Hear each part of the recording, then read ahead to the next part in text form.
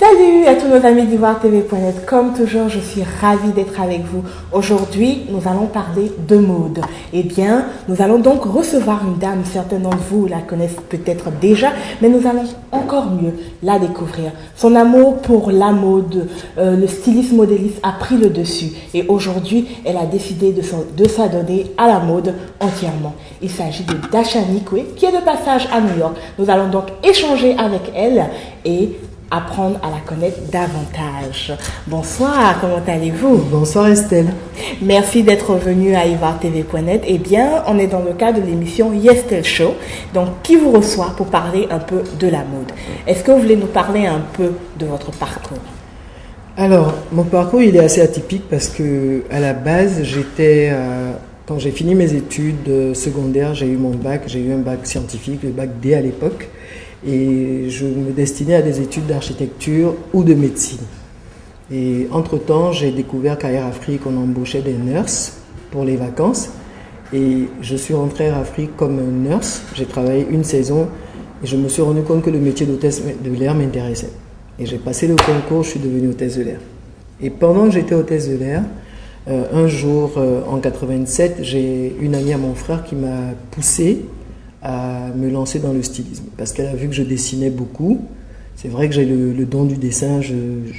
À l'école, au collège, partout, j'avais que des 20 sur 20. J'avais la meilleure note au bac. Vous avez parlé d'architecture tout à l'heure, donc c'est normal. Voilà. Donc, je précise quand même en passant que dans ma famille, j'ai la sœur de mon père qui faisait de la couture, qui avait une boutique rue de Rennes. Elle avait une boutique à Cotonou à l'époque. Et la petite sœur de ma mère aussi était couturière. D'accord. Et moi, la couture, c'était vraiment pas mon truc, même si quand j'étais jeune, je dessinais et j'allais voir le tailleur et il me cousait mes habits. Il m'arrivait également de me faire des petites choses parce que au collège, on nous apprenait à faire de la couture. D'accord. Alors, je deviens donc hôtesse de l'air et en 1987, cet ami de mon frère qui me pousse à aller acheter des tissus à Abidjan et à préparer une petite collection. Ce que j'ai fait. Et au cours d'un courrier sur New York, je suis allé à Boston rencontrer une amie à moi qui habitait là-bas. Et on a fait les magasins et il y a une boutique qui m'a passé une commande de $2 800. Et là, je me suis dit, tiens, ça pourrait être intéressant. Effectivement. Donc, j'ai livré cette première commande. J'ai d'ailleurs travaillé avec cette boutique parce que la boutique, en fait, était une succursale d'une grande boutique qui était à Washington. J'ai même eu droit à un article dans le Washington Post à l'époque. Bravo. Donc, j'ai travaillé avec cette boutique pendant quelques années. Et ça, c'était donc en 87. En 88, en décembre 88, j'ai pris un stand à la foire de Dakar. Il y a une styliste à l'époque, elle est déjà décédée maintenant, paix à son âme, qui avait monté une agence de mannequins et qui voulait faire la promotion de son agence de mannequins. Donc elle est venue me demander si je pouvais lui prêter mes vêtements, ce que j'ai fait avec plaisir. Et en fait, le lundi suivant, le journal officiel, le quotidien de Dakar, le quotidien national, Le Soleil, a fait un article sur moi et sur ma collection, alors que bon, ma collection n'était pas du tout destinée à ça. Je vendais mes affaires sur mon stand. D'accord. Et c'est comme ça que c'est parti. Donc, ensuite, il y a un autre journal de la place qui a fait un article. L'année suivante, la même styliste a organisé un salon de prêt-à-porter à Dakar, à la clé duquel il y avait un concours. Je me suis présenté et j'ai gagné le premier prix. Bravo. Personne ne me connaissait, le jury avait été désigné sur place. Et c'est comme ça que l'aventure a commencé. Amina a écrit sur moi. J'ai fait les beaux jours de femmes d'Afrique à Abidjan parce que mes modèles les intéressaient. Donc, ils faisaient tout le temps des articles sur moi. Alors, il y a eu Amina, il y a eu Brune Magazine, première version. Il y a eu Elite Madame à l'époque. On a essayé de lancer à Abidjan un magazine qui s'appelait Makis Mode, mais il y a eu un seul exemplaire, qui est un seul numéro, malheureusement. Mais c'était un magazine magnifique qui avait vraiment la qualité qu'on ne trouve pas aujourd'hui en Afrique pour les magazines. Mais bon, c'était une belle aventure qui s'est malheureusement très vite terminée. Et donc, c'est comme ça que je me suis retrouvé styliste, entre guillemets. Je continue à travailler à Air Afrique comme hôtesse de l'air. Et finalement, j'ai arrêté de voler en 92 et j'ai décidé de monter mon entreprise que j'ai quand même créée en 89. Mais elle a été effective en 97 parce que j'ai bénéficié d'un financement de l'Union européenne.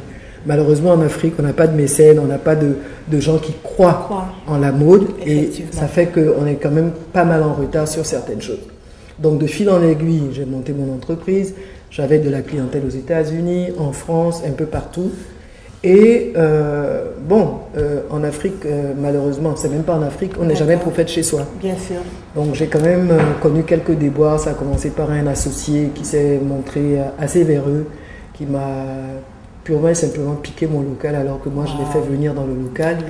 Je me suis associé avec lui. Ça arrive toujours dans les associations. Donc ça s'est très mal passé et moi je me suis retrouvé sans local. J'avais un local de 470 mètres carrés à Dakar, en plein centre-ville. Du jour au lendemain je me retrouve sans local. J'ai quand même continué à travailler chez moi. Je n'ai pas baissé les bras. Entre-temps ma compagnie malheureusement a fermé, elle a été liquidée en 2002. D'accord.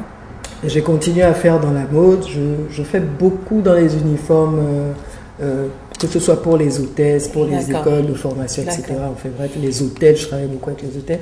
Et en 2005, j'ai monté un événement qui s'appelle Biotop, où le stylisme se met au service de l'environnement. Pourquoi Biotop? Parce que je suis une amoureuse de la nature.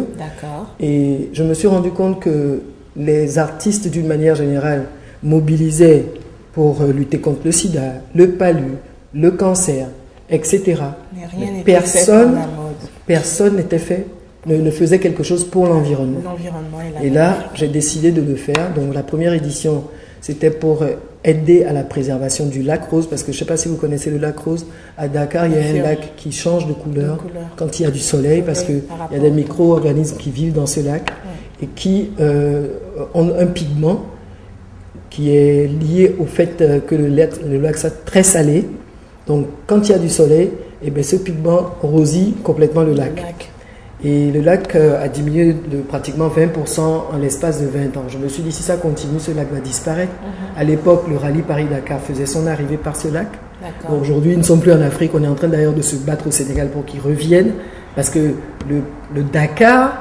je veux dire, s'il ne passe pas à Dakar, il se fait maintenant en Argentine, c'est complètement ridicule. Effectivement. Donc, la première édition, c'était donc ça. J'ai invité Gilles Touré, Patéo, j'ai invité Emmanuel Delafosse, et plein d'autres créateurs. On était 12 au total. Et bon, ça a drainé du monde parce qu'on était quand même à plus de 90 km de Dakar. Il y a quand même 750 personnes qui se sont déplacées. Ensuite, j'ai fait une deuxième édition en 2007 où je parlais de plastique. Du péril qu'était le plastique pour l'Afrique d'une manière générale. Parce qu'on trouve du plastique dans le désert, dans la mer, un peu partout. Et Dakar, c'est vraiment, je veux dire, c'est tellement grave qu'aujourd'hui, on voit un petit truc noir dans le ciel, on pense que c'est un oiseau et en fait, c'est un sachet plastique qui est en train de voler. Donc, j'ai décidé de faire cette deuxième édition sur le sujet du plastique. Ça a été bien apprécié. J'ai fait venir une dame de... Alors, donc, tout ça, tous ces événements que vous faites, bien sûr, vous luttez pour la préservation de l'environnement, mais comment vous faites passer vos messages? C'est à travers la mode, c'est à travers...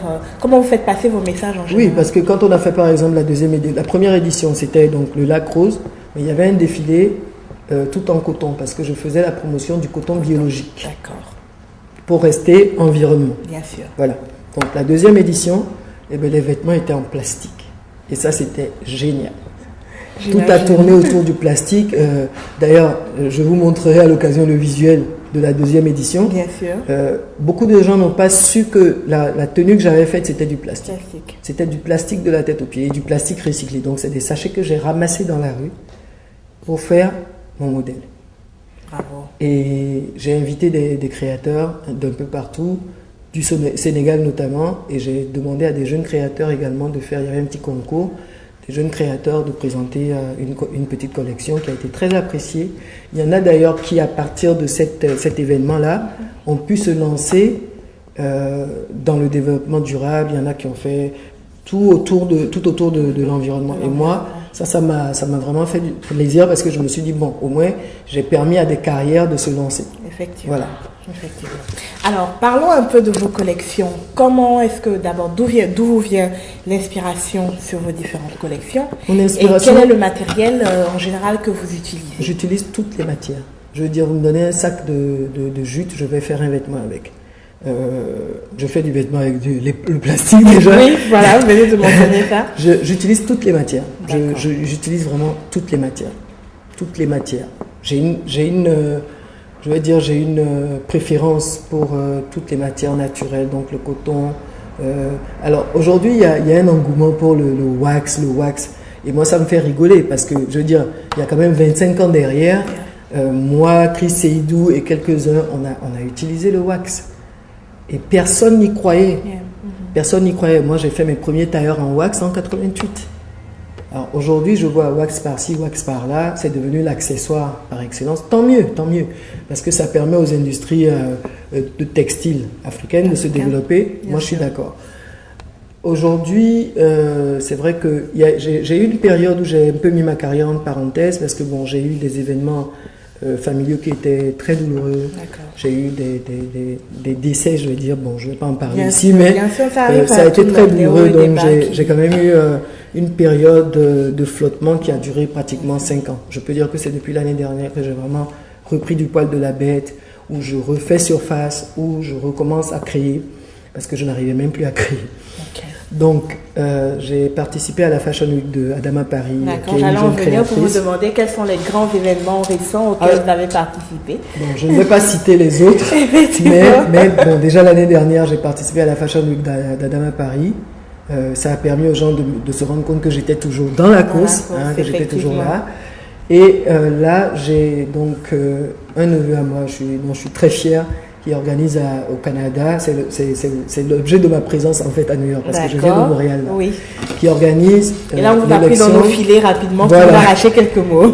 Et j'apprécie, parce que bon, c'est vrai qu'il faut parler, il faut dire comment les choses se passent, et c'est toujours bien. Donc, Miss Afrique Montréal, on est à sa 3e édition. J'étais déjà là pour la 2e édition. D'accord.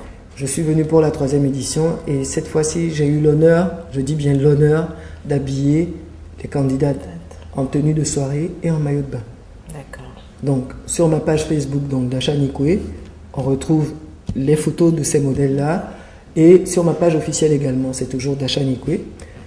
J'ai mon groupe qui parle d'environnement qui s'appelle My Biotop sur Facebook. D'accord. Et j'ai ma page, mon groupe d'Asha's Fashion où je montre un peu ce que je sais faire et où les gens interviennent parce que c'est un groupe ouvert, donc les gens interviennent comme ils veulent.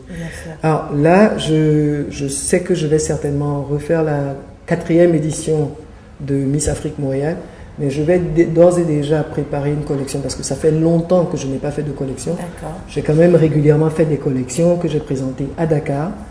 Il y a eu donc, comme je dis, cette période de flottement qui a fait que je n'ai plus fait de collection, mais je vais présenter bientôt, je ne dis pas quand parce que je veux faire un grand retour, je n'ai pas envie de faire les choses à moitié. Les événements que j'ai fait jusque-là, vous verrez de toute façon quand vous verrez sur les vidéos et tout, c'était pas de la gnognotte, donc il n'est pas question que je le fasse moins bien. C'est pour ça que je prends tout mon temps parce que je ne suis pas pressé, mes preuves je les ai déjà faites, sans fausse modestie, donc voilà. Aujourd'hui, Ok. Nous allons donc prendre une petite pause pour voir quelques vidéos de ce que Dasha Nikwe a déjà fait pour votre meilleure appréciation. Je ne dis pas qu'on ne peut plus utiliser de sachets plastiques. Le plastique coûte moins cher. On va trouver des solutions alternatives. On va faire des sacs en tissu comme on faisait avant. On va faire acheter les sachets plastiques aux caisses des supermarchés. Comme ça se fait dans les pays développés, il n'y a pas de raison qu'on ne puisse pas le faire chez nous. Nos voisins à côté en Afrique du Sud le font. Je suis mannequin, tu es mannequin, elle est mannequin, nous sommes mannequin, vous êtes mannequin, ils sont mannequins.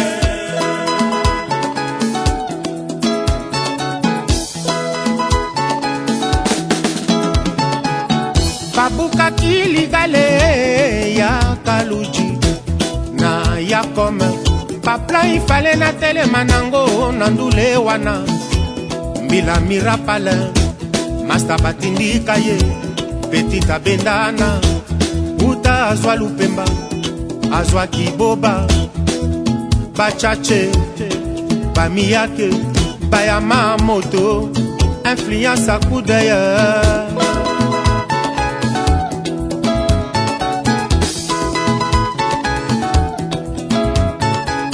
Mbele na koma na ba plateau ngai furume moto ba mwela kaba mambila mbila wakafwa nandenga kolote mululu ngonda depas kondinga le gentlemen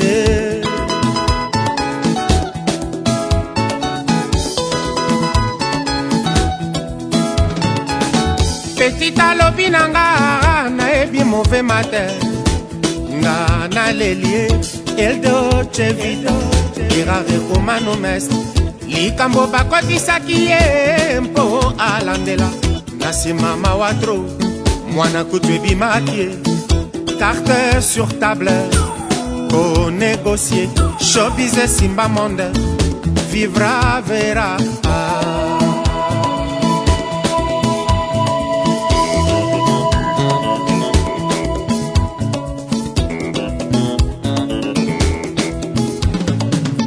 Je suis mannequin, tu es mannequin, elle est mannequin, nous sommes mannequin, vous êtes mannequin, ils sont mannequins.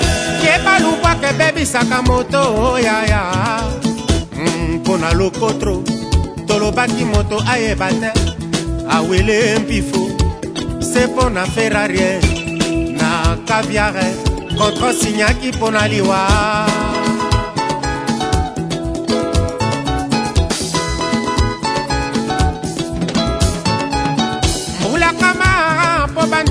Na bana Firenze kozala toujours na top pona nkoma likambo ezalaki nzoka pona miso ya betie mwana komora likambo ezalaki nzoka pona.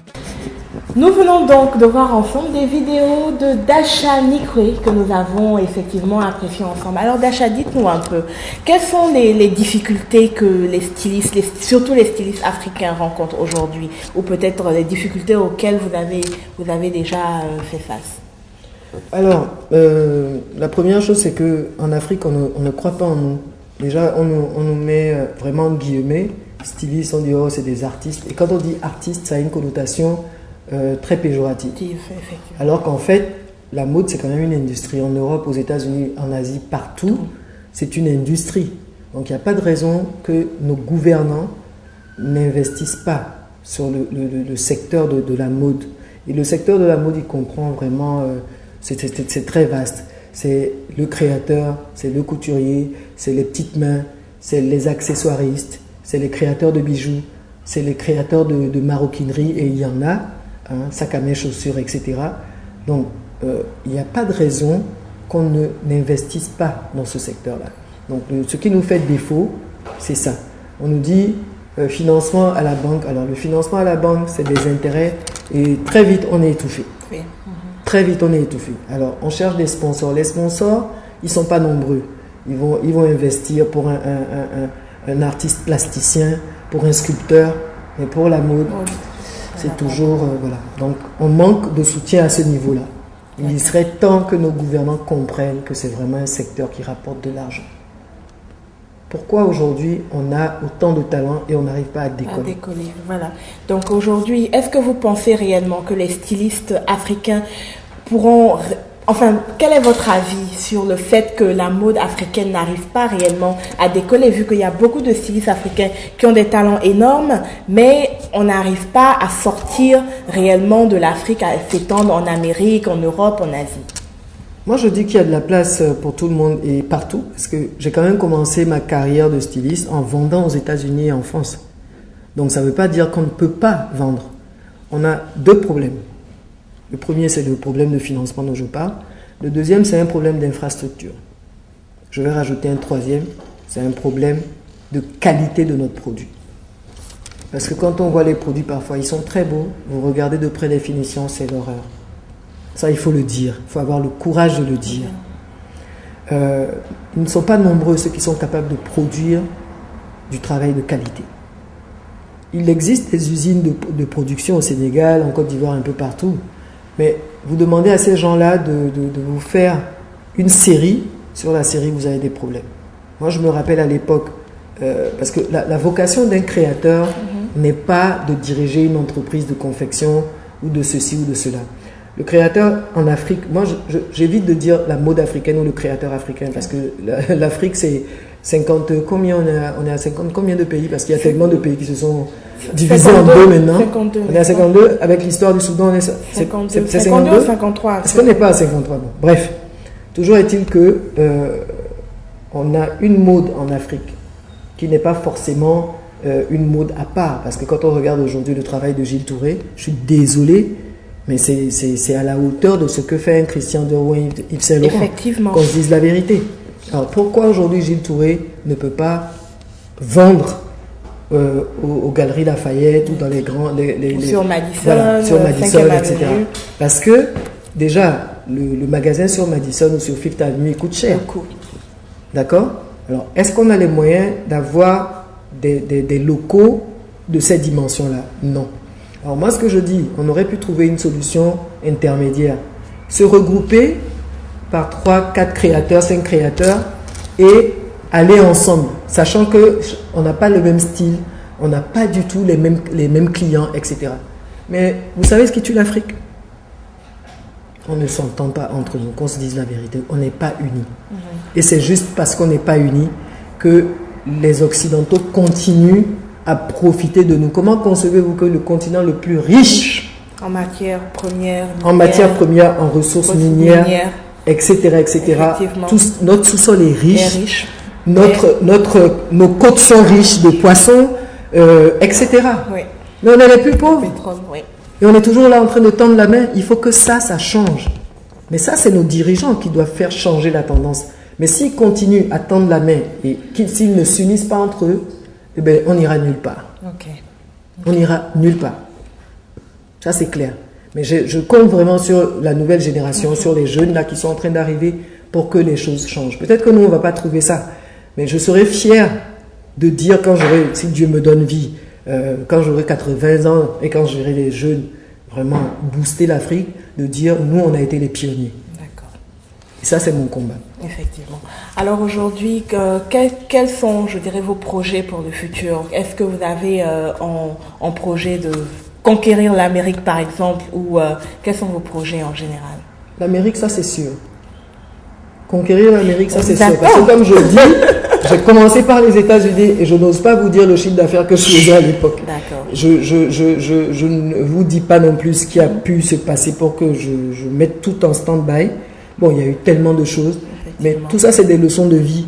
Et aujourd'hui, je suis venu à New York, pas seulement pour rencontrer mes amis. Bon, c'est vrai que ça faisait longtemps que je n'avais pas mis les pieds à New York, ça fait 13 ans que je ne suis pas venu aux États-Unis. Donc j'étais à côté à Montréal, je me suis dit, je fais un saut. Déjà pour voir. Et ce que j'ai vu me conforte dans ce que j'ai l'intention de faire. Donc je dis aux États-Unis à très bientôt. Ok. Alors, je voulais avoir encore votre opinion. Il y a quelques mois, il y a Alfadi qui a donc ouvert une boutique ici même à Brooklyn, donc une boutique de haute couture et tout. Est-ce que vous pensez que beaucoup d'autres stylistes vont suivre sa voie? Et quel avenir pensez-vous que les stylistes africains ont aujourd'hui à New York, en Amérique du Nord, un des pays de la mode? Écoutez, moi je pense que les stylistes africains peuvent faire leur beurre partout. Parce que la communauté africaine existe. Et aujourd'hui, je crois que ce qu'on crée, nous, ce qu'on coud, ce n'est pas des choses qui sont, entre guillemets, africaines. C'est vraiment de l'international. Donc il n'y a pas de raison qu'on ne réussisse pas à vendre nos produits hors de l'Afrique. Mais, je dis bien mais, avant de venir s'installer à Brooklyn ou wherever, il faut faire une étude de marché. Voir quelle est la clientèle qu'on cible et ensuite faire de manière à ce que cette clientèle soit satisfaite. Je ne viendrai pas ouvrir une boutique pour ouvrir une boutique. Je ne sais pas, j'espère pour Alfadi qu'il a fait une étude de marché et qu'il sait exactement où il met les pieds. Parce qu'après, il y a également toute une stratégie à mettre en place de communication, de marketing, etc. Aujourd'hui, on vit dans un monde où il y a de la concurrence à tous les niveaux. Effectivement. Donc, on ne va pas débarquer comme ça, oui, j'ai une boutique à New York, j'ai une boutique à tel endroit. Ça ne suffit pas. Ça ne suffit plus. Il y a un temps, bon, le temps, il est déjà révolu. Hein. Il y a quelques années derrière, c'était faisable. Mais aujourd'hui, les choses sont de plus en plus chères. Et moi, je dis, on peut très bien avoir sa boutique en Afrique, une seule boutique, 2, 3, et réussir quand même sa vie. Réussir à vendre à un maximum de gens. Aujourd'hui, la vente en ligne se fait. Ouais. Moi, c'est pas compliqué. Sur mon site, il y a une rubrique vente en ligne. Parce que déjà, en 97, quand j'ai eu mon premier site web, j'avais le volet vente en ligne. J'ai même fait un catalogue. Parce que je travaillais à l'époque avec un Sénégalais qui est installé ici, qui avait une marque qui s'appelle Homeland et qui faisait de la vente en ligne. Je lui fournissais de la matière. Donc, il n'y a rien de sorcier aujourd'hui. La vente en ligne, c'est vraiment à la portée de tout le monde. Donc, bon, venir aux États-Unis, ok. Moi, je dis banco. En tout cas, je lui souhaite bonne chance. Ça, c'est sûr. Ok, ben écoutez, on a beaucoup appris avec vous. Dasha, un très long parcours. Aujourd'hui encore, vous avez beaucoup devant vous, je dirais, pour le futur. Alors, dites-nous un peu où est-ce qu'on peut découvrir Dasha, si on veut rentrer en contact avec elle, comment est-ce que on arrive à voir ses collections. Et puis, on a parlé de vente en ligne. Donc, quand est-ce que tout ça se sera disponible en ligne pour que nous tous, nous puissions... Au plus tard, fin mars. Au plus tard, fin mars. D'accord. Et aujourd'hui, en tant que styliste, quel est le conseil ou quel est le message que vous voulez donner à ceux qui voudraient suivre vos pas? Déjà, j'insiste sur une chose. Il faut impérativement faire des études. Moi, je suis une styliste autodidacte. Je ne suis pas allé à l'école pour ça. Je ne suis pas allé faire une formation. La seule fois où j'ai voulu m'inscrire, c'était à Parsons ici, Parsons School of Design, pour une petite session. Quand le monsieur a vu le travail que j'avais fait, il me dit, mais vous avez besoin de quoi là? Donc, j'étais un peu fier. Hein. Je dis, bon, j'ai pas besoin de formation, mais je dis non, il faut de la formation. Donc, avoir déjà le bac, c'est un minimum, et ensuite faire une formation dans une école digne de ce nom. Pas les petites écoles qui se créent à gauche et à droite, parce qu'en Afrique, on est très fort. Je sais faire du stylisme, ou je sais coudre un peu, je me déclare styliste, modéliste, tout y passe. Hein. Je suis styliste, modéliste, couturier, alors on met haute couture, prête à porter, machin, on mélange tout. Je dis non. Et il y a des écoles qui se créent comme ça, qui encaissent de l'argent sur le dos des gens, et qui ne sont pas capables de donner un diplôme qui est reconnu par l'État. Quand le diplôme n'est pas reconnu par l'État, on va nulle part avec. Donc, faire une formation correcte dans une école correcte, avec un diplôme correct qu'on peut vendre partout où on va. Ça, c'est le premier conseil que je donne. Et je dis, ce n'est pas un métier facile, il ne faut pas croire parce qu'on voit celui-là à la télé, demain l'autre à la télé, ça ne veut rien dire. C'est un métier qui est très difficile. Très difficile parce que justement, on n'est pas suffisamment structuré en Afrique. Je parle d'Afrique de l'Ouest, parce qu'en Afrique du Sud, ça se passe autrement. Mais en Afrique de l'Ouest, on n'est pas très structuré. Alors, qu'on se structure déjà et qu'on essaie de faire les choses avec les normes internationales, à ce moment-là seulement, on peut prétendre pouvoir vendre à l'extérieur. D'accord. Voilà. Merci. Eh bien, cette rencontre avec vous était très enrichissante. Nous avons découvert non seulement votre personne, mais aussi ce que vous faites, non seulement en tant que styliste modéliste, mais aussi vos actions philanthropiques en général, donc à Dakar, au Sénégal et dans le monde entier, je dirais, parce que vous voyagez beaucoup. Alors, nous étions avec Dasha Nikwe, styliste modéliste qui était donc de passage à New York et que nous avons, je dirais, arrêté et nous lui avons arraché quelques mots. J'espère que vous avez pris du plaisir à l'écouter. Pour tous ceux qui aiment la mode, vous pouvez donc la suivre sur sa page Facebook et sur son site dashanikwe.com qui sera très bientôt disponible. Il est déjà disponible. Qui est disponible et qui vous offrira davantage. Pas encore habillé, pas bien habillé, mais d'ici la fin du mois de mars, tout ça sera réglé. D'accord. Alors vous pourrez donc la découvrir davantage sur son site dashanikwe.com. C'était donc Estelle Yesso dans le cadre de votre émission favorite, Estelle Show, depuis New York. Merci. Vous l'avez découvert ici. Encore un hit que vous avez découvert. Ivoire TV. Ivoire TV.